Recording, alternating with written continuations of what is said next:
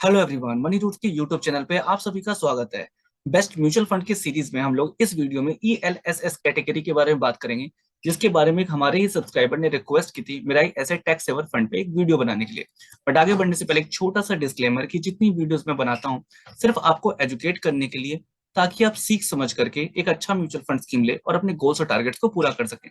मेरी तरफ से कोई भी इन्वेस्टमेंट एडवाइस नहीं है। तो स्टार्ट करते हैं हम लोग डिस्कशन मेरा एसेट टैक्स सेवर फंड के बारे में। अब सबसे पहला सवाल कि किस तरह के इन्वेस्टर्स को इक्विटी लिंक सेविंग स्कीम में पैसा लगाना चाहिए। हालांकि ज्यादातर लोग को इसका आंसर पता होगा, पर जिनको नहीं पता मैं उनके लिए भी बता दूं कि अगर आप एक ऐसे इन्वेस्टर हैं जो कि सरकार को जो टैक्स स्लैब बना रखा है, आप टैक्स पे करने वाली कैटेगरी में आ चुके हैं, तो अगर आप साल का 1.5 लाख रुपए ELSS कैटेगरी पे आप इन्वेस्ट करते हो तो सेक्शन 80C के तहत आप इसमें टैक्स सेविंग कर सकते हो। इसके अलावा ये बॉटम अप अप्रोच को अप्लाई करती है, और यहाँ पे खास करके ध्यान क्या रखना है कि इस कैटेगरी में 3 साल के लिए एक लॉग इन पीरियड होता है, तो ये खास करके आपको ध्यान रखना है। इसके अलावा इसका एसेट अंडर मैनेजमेंट 13,000 करोड़ के लगभग है। NAV इसका 35 के आसपास है और 9 सितंबर तक का डेटा है। अब यहाँ पे आप CAGR ग्रोथ है इसकी देखोगे तो लास्ट 5 ईयर का लगभग 17% है, और अभी तक जब से शुरू हुआ था तब से अगर देखें तो 20% के आसपास है। तो अगर हम इसके CAGR ग्रोथ को देखें तो ELSS कैटेगरी में ये one of the best fund बन जाता है, जिसने अभी तक बहुत ही क्वालिटी रिटर्न लोगों को डिलीवर किया है। पर हमारा एक सवाल आता है कि आगे चल के किस तरीके से रिटर्न दे सकता है, मतलब अगर हम अभी से इन्वेस्टमेंट कर रहे हैं तो आगे हमारा कितना पैसा इसमें बनने की पॉसिबिलिटी है, वो हम लोग एक बार अभी देखेंगे। बट इससे पहले हम लोग देख लेते हैं इनका जो फंड साइज है जो 13,000 करोड़ का है, ये पैसा किस किस सेक्टर में लगा हुआ है और टॉप 10 इनकी इन्वेस्टमेंट जो स्टॉक में वो कौन सी है। तो आप यहाँ पे देखोगे कि जो लार्ज कैप में है इनका लगभग 76% पैसा है, मिड कैप कैटेगरी में लगभग 12% है, और स्मॉल कैप में 10.5% के आसपास है, और थोड़ा सा इन्होंने कैश रखा हुआ है। और यहाँ पे आप देखोगे इसका सेक्टोरियल पूरा ब्रेकडाउन अगर आप देखोगे तो सबसे ज्यादा पैसा इन्होंने बैंक्स में डाल रखा है लगभग 23.5%, IT में 11.25%, पेट्रोलियम प्रोडक्ट में 7.5%। ऐसी ये सारी चीजें आपको दिख रही होगी, आप चाहो तो इसका एक प्रॉपर स्क्रीनशॉट लेकर भी रख सकते हो अगर आप इस फंड में इन्वेस्ट करना चाहते हो तो। क्योंकि टाइम टू टाइम ये थोड़े से इसके अंदर चेंजेस लाते रहती है, वेरिएशन लाते रहते हैं, तो आप इसको रेगुलर भी क्रॉस चेक कर सकते हो। या अदरवाइज अगर आपको बाद में भी कभी अगर आपको 1 साल 2 साल बाद भी अगर जानना हो कि उस टाइम ये फंड कैसा है, तो आप उस टाइम भी कमेंट सेक्शन में जरूर से अपडेट कर देना। अब इसका देख लेते हैं कि इसके टॉप 10 इन्वेस्टमेंट कौन सी है। तो Infosys, HDFC bank, ICICI bank, Reliance industries, Axis bank, state bank of India, TCS, LNT, Sun Pharma, SCL, ये इनके टॉप 10 इन्वेस्टमेंट्स है। तो मतलब जितने भी स्टॉक्स है लगभग 67 स्टॉक्स में इन्होंने इन्वेस्ट करा हुआ है। तो टॉप 10 जो स्टॉक्स है जिनकी अभी हमने बात की है, लगभग 45% इनके टोटल एसेट को कवर करता है। और इनके जो टॉप 20 स्टॉक्स हैं वो लगभग आप देखोगे तो 60% के आसपास वो कवर कर रहा है। तो इस चीज को आपको क्यों देखना चाहिए, क्योंकि देखो अगर मैं साफ बोलूं कि टॉप 10 अगर 45% कवर कर रहा है, तो सबसे ज्यादा अगर इन स्टॉक्स में आगे अच्छा ग्रोथ आती है, मतलब ये स्टॉक्स आगे नेक्स्ट 5 ईयर में 10 ईयर्स में जितने समय के लिए आप इन्वेस्टेड रहना चाहते हैं इस म्यूचुअल फंड स्कीम में, अगर ये अच्छा ग्रोथ करती है तो नो डाउट इसका जो यूनिट है, NAV है, वो बढ़ेगा और हमारा प्रॉफिट आएगा अगर हम इसके यूनिट्स को बाय करते हैं तो। अब एक बार देख लेते हैं कि इनके फंड मैनेजर कौन है, उन्हें कितना एक्सपीरियंस है।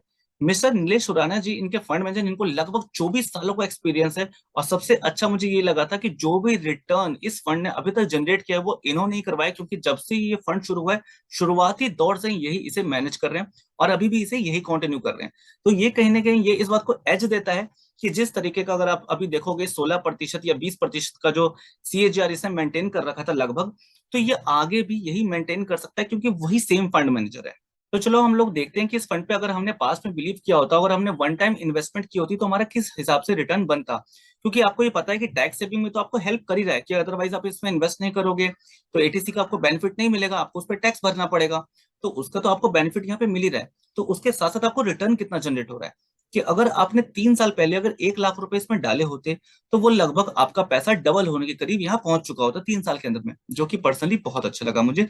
5 साल में भी अगर आपने देखा होता तो 5 साल में 1 लाख आपके 2,21,000 रुपए हो गए होते।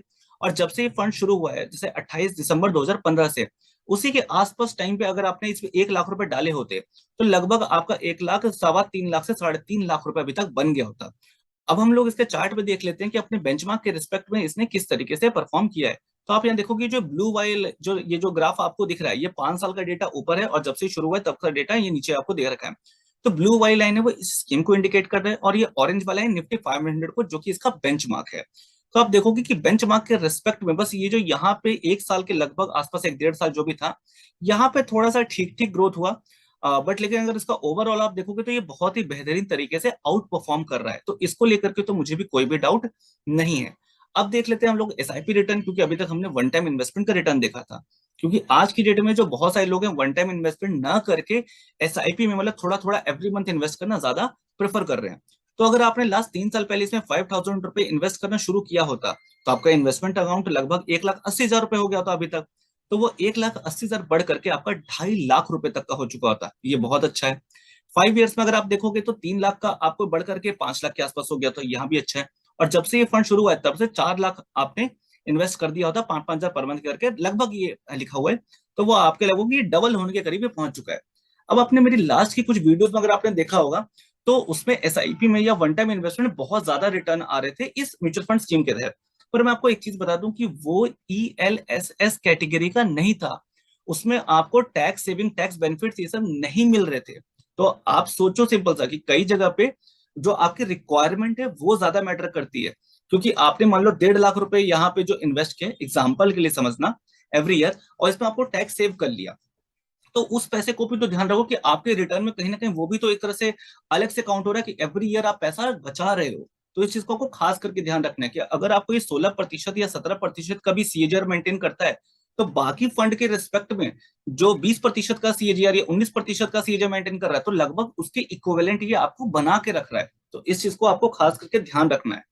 तो अब एक सबसे ज्यादा इंपॉर्टेंट सवाल कि अभी तक चलो इस तरह ग्रोथ हुआ, पर आगे क्या होगा, तो उसके लिए हम हमेशा इसका रिस्क रेशियो देखते हैं, जो मेरे को सबसे ज्यादा कंसर्न वाली बात लगी यहाँ पे। बस इस स्लाइड पे जो चीजें मैं बताने वाला हूँ वो बहुत ध्यान से सुनना और समझना, क्योंकि अदर वीडियो में जो बताता था इसमें कुछ एडिशन में आपको यहाँ पे नॉलेज देने वाला हूँ। तो यहाँ पे आप ध्यान रखना कि स्टैंडर्ड डेविएशन और बीटा, क्योंकि ये वॉलेटिलिटी को शो करता है, तो ये ऑब्वियस सी बात है, जितना कम वॉलेटाइल होता, जितने उतार चढ़ाव कम होंगे, तो हमारे लिए ज्यादा बेटर होगा। पर आप इस फंड का अगर आप देखोगे, मेरा ऐसे टैक्स सेवर फंड का, तो ये अपने कैटेगरी एवरेज से ज्यादा वॉलेटाइल है, स्टैंडर्ड डेविएशन भी और बीटा भी। तो पर्सनली कहूँ, हाँ, ये मुझे पसंद नहीं आता है कि अगर कोई म्यूचुअल फंड स्कीम ज्यादा वोलेटाइल होता है तो। बट एक वीडियो में मैंने आपको बताया था कि मैं एक वक्त को ये भी चलो झेल जाता हूँ कि चलो कोई बात नहीं कि अगर ज्यादा वोलेटाइल है वो भी चल जाएगा, अगर हम लंबे समय के लिए इन्वेस्ट कर रहे हैं तो। बट शार्पे रेशियो ज्यादा होना चाहिए। क्यों? क्योंकि ये रिस्क एडजस्टेड रिटर्न है। मतलब कि जो फंड मैनेजर है वो जितना रिस्क ले रहा है उसके रिस्पेक्ट में रिटर्न जनरेट करता है, तो उसका एक पर्टिकुलर रेशियो निकाला जाता है कि कम रिस्क ले रहा है तो कम रिटर्न भी आएगा तो चलेगा, और ज्यादा रिस्क ले रहा है तो ज्यादा रिटर्न बनना चाहिए। और अगर ये कैटेगरी एवरेज से भी कम है, इसका मतलब क्या है कि जो कैटेगरी एवरेज की जो फंड में जितना रिस्क ले रहे हैं उसके एवरेज में जितना रिटर्न जनरेट कर रहे हैं, तो इनके फंड मेजर उतना ज्यादा बेटर नहीं परफॉर्म कर रहे हैं। मतलब उस हिसाब से देखा जाए तो रिटर्न्स की, मतलब आपने देखा होगा कि 16% से 20% का सीएजीआर मेंटेन है, तो आप बोलोगे रिटर्न तो बहुत अच्छा है। मान लिया, हो सकता है जो बाकी जो ईएलएसएस कैटेगरी के फंड है वो इतना रिटर्न जनरेट ना कर रहे हो। पर यहाँ पे देखने वाली बात क्या है, क्योंकि शार्पे रेशियो कम है, तो इसका मतलब ये है कि ये जो 16% है, 20% का ये जो रिटर्न जनरेट हो रहा है, इसके लिए रिस्क ज्यादा लिया जा रहा है। पर इसी के साथ साथ मैं एक और चीज बता दूं कि हालांकि इस कैटेगरी के मैंने बहुत सारे फंड को देखा, तो जितना इसका एयूएम है लगभग 10,000 करोड़ से ऊपर का है। तो इस 10,000 करोड़ के आसपास की अगर कैटेगरी में अगर हम देखो जो एयूएम है, अलग अलग जो फंड है, अगर वहां पे देखूं, तो उसमें ज्यादातर का जो शार्पे रेशियो है वो उतना मतलब ये तीनों ही चीजें उतना बेटर नहीं है।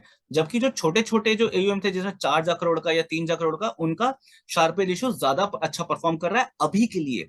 बट इट डजेंट मीन कि वो आगे भी करता रहेगा। हो सकता है कि जब, मान लो एग्जांपल लेता हूँ, कनाडा का ही बात करता हूँ, कि इसका लगभग 4,000 करोड़ के आसपास का एयूएम था। अभी उसका शार्पे रेशियो ज्यादा बेटर है, इवन स्टैंडर्ड डेविएशन भी कम वॉलेटाइल है। बट आगे चलकर जब ये भी 8,000 या 10,000 करोड़ का इसका एयूएम बना, क्या पता ये भी थोड़ा सा खराब हो जाए। तो ये एक पॉसिबिलिटी है। अब एक लास्ट क्वेश्चन कि इस फंड को अवॉइड करना चाहिए या इसमें इन्वेस्ट करना चाहिए, तो मैं आपको अपना परसेप्शन रखना हूँ सिर्फ एजुकेशनल पर्पज के लिए। इस चीज को ध्यान रखना, इन दी एंड डिसीजन आपका होगा। मैं रिवाइज करवाता हूँ सारी चीजें, कि इसका जो रिटर्न है 16.5% से लेकर के जो सीएजीआर है 20% के आसपास था, ये बहुत अच्छा है, इससे मैं इंप्रेस हुआ। बट जो इसका शार्पे रेशियो कम है, ये कहीं ना कहीं इंडिकेट कर रहा है कि इस रिटर्न को जनरेट करने के लिए ये रिस्क थोड़ा ज्यादा ले रहे हैं। तो अभी तक तो ये चीज इनके फेवर में रही है कि रिटर्न अच्छा जनरेट हुआ है।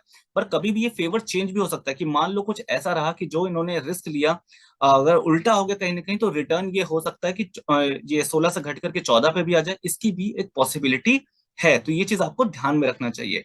इसके अलावा क्योंकि इसका एयूएम 10,000 करोड़ से ऊपर का है, तो इसके आसपास के जितने भी ईएलएसएस फंड देखे मैंने, तो उन कैटेगरी में सब में ये शार्पर रेशियो बीटा और ये स्टैंडर्ड डेविएशन कोई बहुत ज्यादा अच्छा नहीं था। तो ओवरऑल देखोगे तो ईएलएसएस कैटेगरी में जितने भी ऐसे फंड है जिनका 10,000 करोड़ के आसपास का एयूएम है, उसमें तो ये मुझे यही बेस्ट लगा।